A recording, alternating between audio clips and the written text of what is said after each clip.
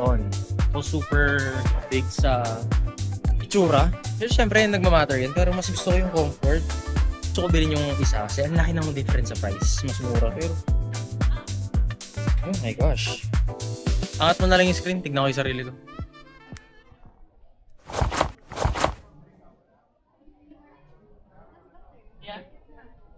Ang ganda.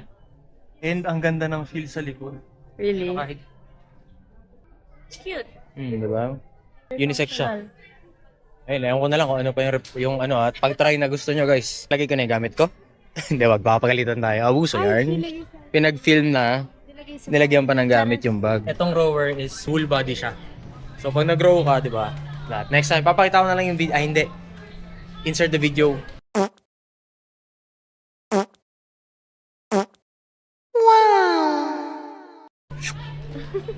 Lupit, no?